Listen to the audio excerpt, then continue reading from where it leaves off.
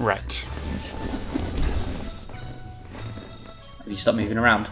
I will not move for the next 3 hours. Good. Hello and welcome back to Tomuarigassen, or How I Ripped Off Buffy the Vampire Slayer, the video podcast, as I'm now calling it, MC. It's not really a video though, is it? Like, I mean, there's a video that goes with amazing, but yeah, there's videos that goes. It's on YouTube. There's a video. It counts. Shut up. Okay. Welcome to the video podcast, which but aren't is podcasts just audio though? No, you can have video podcasts. Shut up. You're making this intro every week. We're like, let's make the intro really snappy and we'll just get people involved and it'll be fine. And then for every week, for some reason, we find a reason to just like minge on for a bit. So let's keep this short and snappy, okay? And we'll be short fine. And snappy. Okay, we can do that. This is a video podcast where we take a look back at a series, I guess we'll call it, that I wrote when I was about 14, about how great it would be if we were supernatural crime-fighting ninjas that fought crime, the local mafia, zombies, weird mutant revenge monsters. And it's really awful, and we'd take a look back at my terrible grammar and hope that I am now a better writer. Yeah, I mean, your grammar's improved a bit, but a little bit, yeah. I know what a comma is now. Uh-huh. It's the little flicky thing, right? Yeah. Like the little cool, sort good. of the winky face thing. Yeah. Yes, it's a. Oh, yeah. Just do it by emoji, and I'll know then it'll be fine. So in the story so far, the bad ninjas, who are Jack and Lee, have been terrorizing Tokyo, and more specifically us as the good ninjas. And recently, in the last episode, Jack, the Yankee Doodle half of the bad ninjas, he blew up the Japanese Hogwarts, or the equivalent of Japanese Hogwarts, and we were really sad and stuff. Yeah, why was it? Because a bunch of dead kids? Yeah, because we couldn't save them. We failed. Oh, the first time we failed. We feel all guilty and shit, right? Yeah, Gotcha. probably. Same page. Yeah. And I think I punched a gate, because I was really mad. That's how you do it. We're more in touch with our emotions these days. It's not like how do you express anger? Punch a gate. We can talk about things. And now we're going to pick up with the gang in episode 7, Family. Part 1. Things in the abandoned mansion, just on the outskirts of Tokyo, were still not right. I don't know why I felt the need to throw that back into the midst of things. Like, we kind of established that, I think, don't we? With the abandoned mansion. Also, I mean, it's not really abandoned because we've been there for a while now. Yeah. So, yeah. At what point do we claim ownership of it? Well, I think in previous thing we said like we're in basically an argument with the council over how much to buy it for. So we're squatters. If someone is squatting somewhere, is it still abandoned or is it like adopted? These are very philosophical questions that I don't want to get into right now. You mean the audience won't find them fascinating? It had been a week and a half since the magic had been blown up, and MC and Chip were still not together as friends should be. Now, there's a lot going on in that sentence. You really shit the bed on that sentence. That's amazing. Since the magic had been blown up, like, what? Look out, the magic is going to blow up. And we're still not together as friends should be. In a platonic sense? Or are we now hooking up? A biblical sense? They had been out fighting evil alone at different times. Oh no. Oh my god, I'm not sure I can take this. This is very dramatic already. This is very sad. On Monday, MC had discovered a vampire with a serious rep, but did not contact Chip. I like to think it was like Big somebody, like, Big Dave the vampire, something like that. Yeah, Big Dave's got a serious rep. He's got a tattoo and carries a chain. Exactly. I like the way it's all gone Sweet Valley High as well. It's like, MC found this like great vampire with a huge rep, but he did not contact Chip. Nuh-uh. He's an independent MC. You don't need no Chip. Then, on Wednesday, Chip found himself surrounded and outnumbered by zombies in a warehouse, but chose to fight alone. Dispute the handicap. So wait, not only was he fighting zombies, but he decided to argue with a crippled person about their way of life?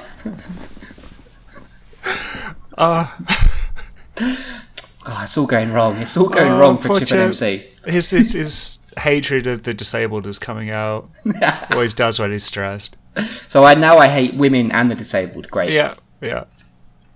He was nearly killed, but his family had always been stubborn, and it sometimes affected Chip, especially when he was upset or worried. This is when he tried to hide it the most. I mean, if it was a bit more easygoing, it would be like, yeah, it's fine, you can kill me. No worries. He's like, no, you can't. I'm upset or worried, I'm going to be stubborn. Man, this is a terrible start. This is really bad. I think I've regressed somehow. I mean, you peaked in the previous episode, you can't maintain that high forever. It's all downhill from now. Mm-hmm. It was now Saturday, and as Louise and Jay sipped their early morning coffee, they attempted to formulate a plan to help their friends through this difficult time. Maybe we should just let them fight out their anger, said Jay. Don't be stupid, replied Louise. Sorry. I forgot about your Louise words. Yeah, I'm not sure what it is. It's good. It's arousing is what it is. Keep going. Don't be stupid, replied Louise. You've seen how strong they are. They'd probably end up killing each other. Try again. 10 minutes passed. I bet that fighting idea sounds good now, stated the very rich Jay, unnecessarily character description. That is his character development, though. We said he's rich, and he's called Jay. Yep, that's it. That's about it. That's all you need to know. Then Louise hit an idea. What about the only person that the two ninjas considered family, Shin no Khan? If anyone was going to help them through this, then it was him. One snag, Jay said. He doesn't exactly carry a mobile phone with him. How can we get in contact with him? The two non-ninjas, as Jay and Louise will now be known as, went back into thought mode. Also known as thinking. What shall I have for dinner? Hold on, I'll go into thought mode. Sausages. Switch a button on the side of the neck. I am in thought mode, as opposed to sit-in mode. Then it was Louise who thought of something first again. She explained to Jay that in 4 or so months she had been here, she'd read quite a few passages in the old textbooks, which were now kept in a separate room, rather than scattered around the living room floor. Yeah, that's a sentence. Yep, that is a long sentence. Also adding more rooms to this mansion, which gets bigger every week. Louise recalled reading a paragraph on summoning spirits and other entities. Maybe they could bring forth Shin no Khan using one of the spells. However, Jay was cautious. I don't think you should go all Willow and start messing with magics. Yay, that's an actual Buffy reference as well. Yeah. Like, that's not just me ripping it off. It's like, hey, Buffy's a thing. Also, there's an apostrophe in magics for some reason. There is. Maybe it's short for something? Magics is? Yes. Cool.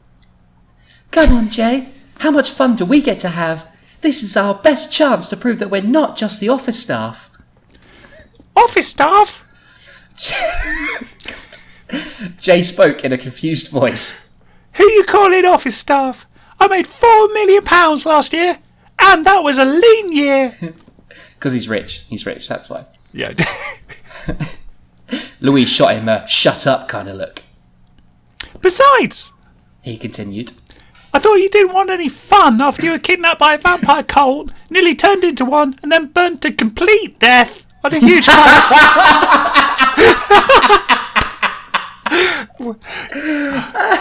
As opposed to a small amount of partial death. Yeah, just a little bit of death.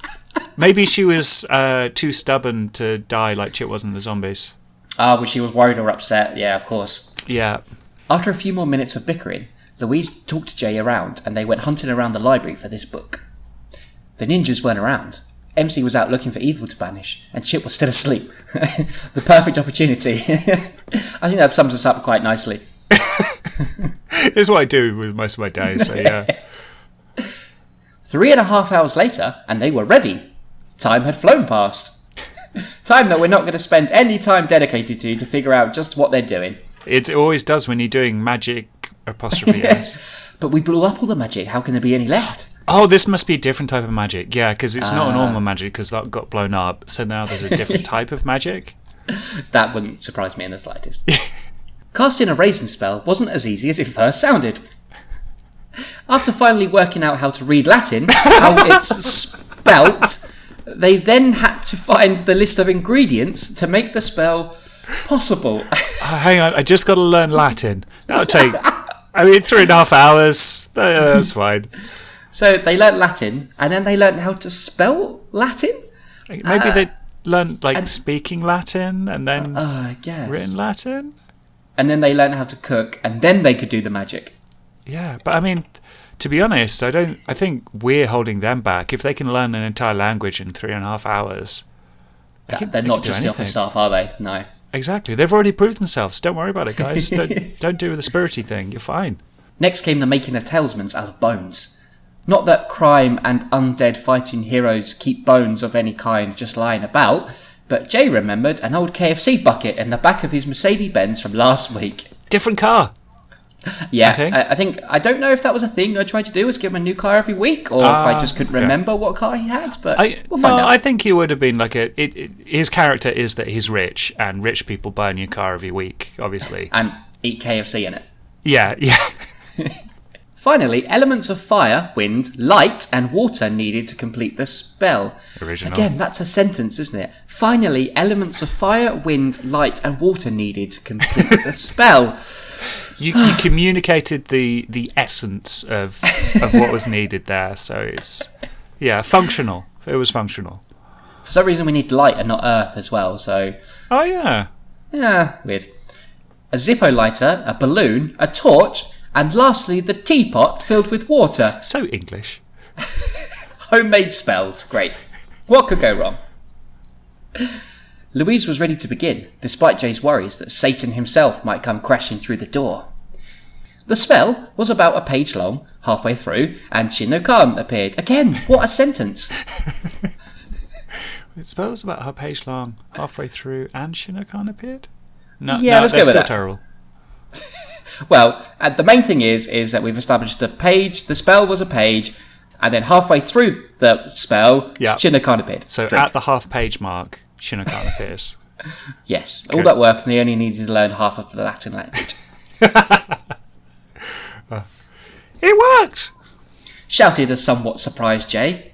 No way! Louise was flabbergasted. Did it really work? I'm afraid not, my child. The talismans were not put together correctly. Shin no Khan. Sorry, I'd never get used to a Shin no Khan voice. Shin no Khan put a big damper on Louise and Jay's victory. I am quite aware of my students' concerns, as they are mine also. Louise and Jay explained to Shin no Khan where MC and Chip were, and he was not best pleased. I thought I taught them better than this. So is he angry that Chip's asleep right now? Like, is it like, he should be up, working, grafting? It's no, damn it, get out of bed. It's got nothing to do with that. Chip spoke wearily as he came down the stairs in a pair of West Ham shorts that would have fit him 5 years ago, and a t-shirt that read, "Relax." Are they too small for him? Or are they too big? Is he wearing like these tiny, sort of stretchy shorts that are just, things are bulging in there? Also, he's like an adult, so he's either grown a lot in 5 years or shrunk quite a bit. I mean, maybe when he was a wisecracking unemployed scriptwriter, who, got a bit chubby, put on some weight. Yeah, of course. But yeah. got all ninja lean now. Also, really likes Frankie Goes to Hollywood, apparently. Yeah. Isn't that a Friends reference? I feel that's a Friends reference. Maybe. We could say I'm ripping off Friends as well. That makes sense. Yeah. Shin no Khan and Chip started to chat. Louise and Jay stood back so they wouldn't be in the way, but still close enough to sit and hear what was being said. Just missed out letters now. I love how authentic you are to the source material. It was pretty obvious that Chip didn't want to hear what was being said, but still Shin no Khan pressed. Then MC came through the front door. He wasn't his usual jolly self. Chip watched as his friend walked into the living room. God, I don't know what was wrong with me when I wrote this episode. I really don't. It's probably your really tight shorts are cutting off circulation to the brain. I wasn't relaxing, that was the problem. Exactly. Back in the dojo, Chip thought it was impossible for MC to be unhappy. Why? Even after the death of the woman he loved, he'd still be the one Chip would turn to for advice and for guidance in their training. It's fine, it's just my dead fiancé. I feel a bit... Yeah, I'm a bit down, I guess. But, it's just life. These things happen. Sometimes your fiancé is eaten by zombies, We've all been there. Que sera, sera. They were good friends, but what had happened to them? I think a bunch of kids died. I think that's what happened, isn't it? I'm not sure why they've fallen out, though. Shinno-kan asked MC to join them, which he did. It was at this point that Louise realised that neither ninja was angry with the other, nor did they blame each other. MC and Chip were upset that they'd let the other down. Oh, there we go. We found out. Done. Oh, that's quite sad. Yeah. Oh. I wouldn't mind if you killed a bunch of kids or let them get blown up or whatever. I'd be no big deal. You'd be kind of proud of me, really, wouldn't you? She grabbed Jay by the arm. I think we should go. They're going to be here for a while. I get the feeling this is going to be a Jay and Louise-centric episode. Oh, maybe. It's very Jay and Louise heavy at the moment. It's true. Maybe Jay will get like another attribute other than rich. Nah. Jay had given Louise a lift into the city centre. She contemplated asking him if he fancied going for a drink and a game of pool, but all the way in the car he had talked non-stop about those bloody talismans. As he left Louise at her favourite bar, Jay wished that one day he would meet a girl like Louise. Someone he could settle down with rather than just... Oh, hang on. Someone he could settle down with rather than just kinky sex with a random woman who only saw the size of his bank balance. I hate it when a woman just kinky sex. Oh well, he thought as the garage door opened at his luxury. Oh well, the door opens at my luxury. That's very nice. I think I'll go to my luxury today. Excuse me, do you sell any luxuries? For our anniversary, I got you a luxury. At least I don't have to do all that mushy, lovey-dovey crap. As Jay pushed his car keys into the front door, well, that's not going to work, is it? Put your front door key in there. No, but it's a luxury, so just any of your keys will work. As Jay pushed his car keys into the front door, his mind wandered what music he would have on while he showered. Slipknot or Slipknot? Oh, he did like Slipknot, didn't he? Jay liked Slipknot a lot. I think probably still does, I'd imagine. Probably. He actually has like the coolest Slipknot story as well. We won't tell it here, but yeah, if you ever meet Jay, for some reason, audience, listening people, you should ask him about his Slipknot story. It's very cool. That's true.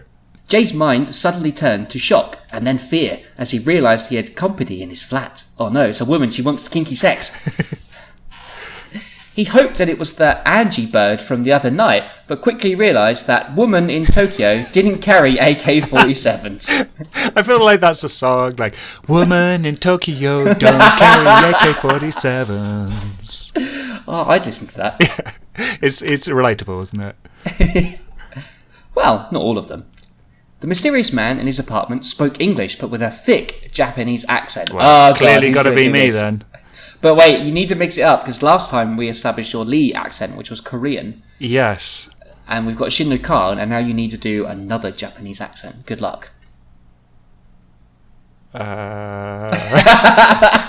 that case, I think you should do the Japanese accent, because I want to hear what yours is like.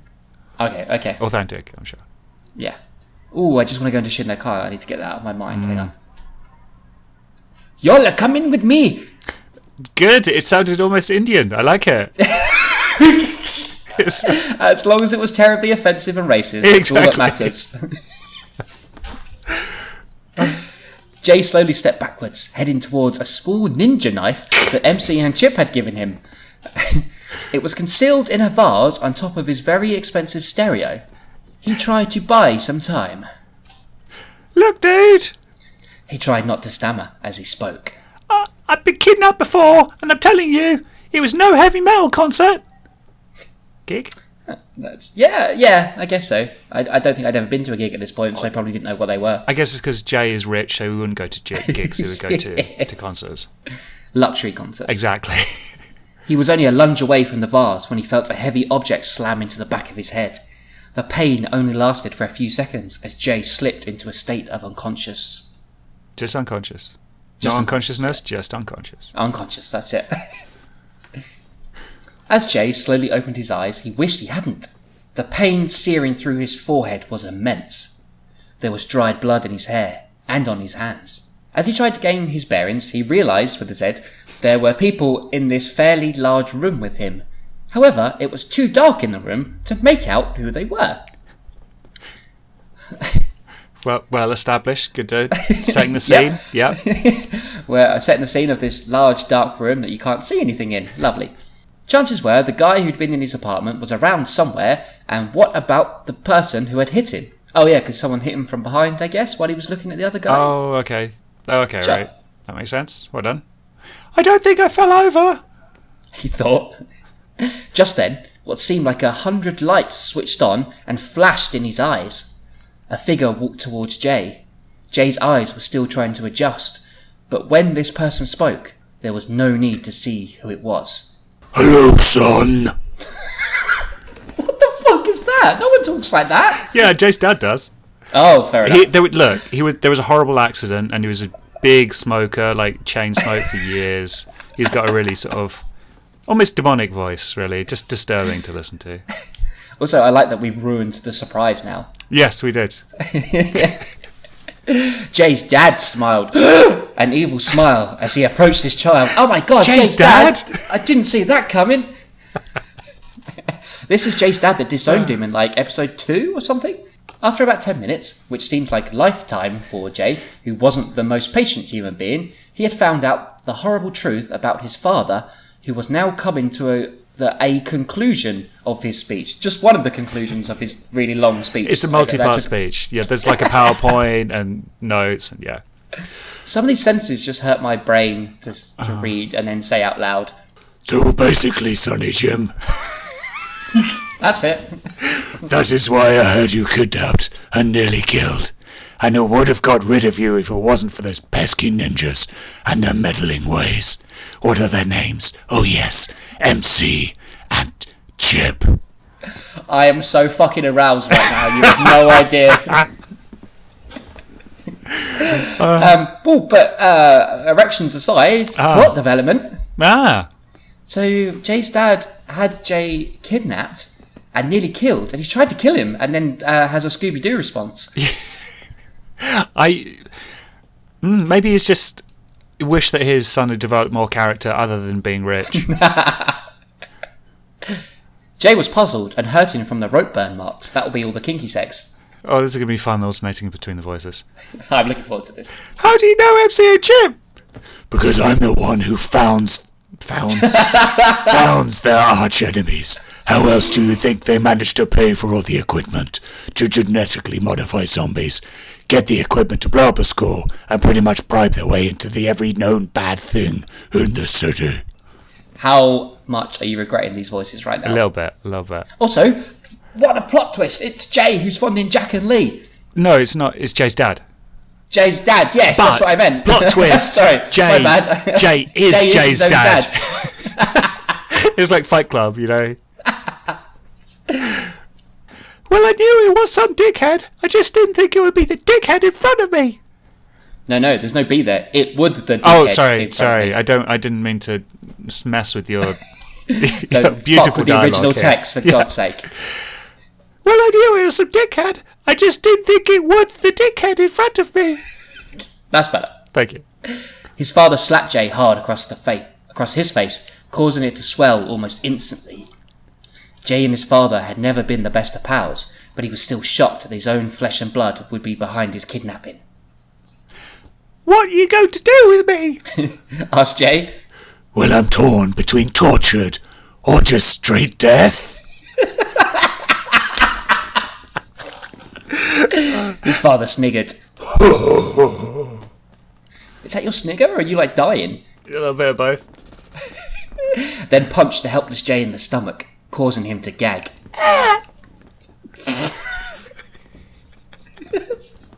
That was Jay's big punch in the stomach noise. I should Have be you a voice actor. been a Foley artist? I got so many voices. That's enough torture, proclaimed Jay's father. I mean, it wasn't a lot of torture, was it, to be fair? He like slapped him and punched him in the stomach. Mm-hmm. He pulled Jay's face close to his. The next time you see your dad's face will be the moment you die. You were always a disappointment as a son, but now I can rectify my mistake. See you real soon. Fuck, man, Jay's dad is a bastard. I'm impressed that you used the word rectify, though. Well done, Thanks. past year. Jay's father turned away from his helpless son and walked off into the darkness. the lights went out, leaving Jay with his thoughts. And that's where we're going to end part 1 of Family, with Jay in a dark room with his thoughts after being punched and slapped a little bit. He might have to think about something other than money, or what car he's going to buy, or kinky hookers. What a cliffhanger again, though. I know. Jay's dad funding Jack and Lee, trying to kill his own son because he's a disappointment. That is a good twist. It's maybe not realistic, but we are inhabiting a world with magic, with both, there's magic and magic apostrophe S. Well, there's no magic now. There's only that's magic true. It got blown up. We blew up the magic. Yeah. Ooh, but I guess it's more of a Jay episode at the moment than it's, with this big plot twist. It is. Yeah, I'm looking to... I mean, this is only halfway through this episode as well, so I'm looking forward to seeing what happens in the rest of it. Will MC and Chip actually turn up? Or are they still being very emo and punching gates and stuff like that? Where has Louise gone? Is she in the town centre? What is she doing? Shopping? Or just, learning some more languages, like dead languages?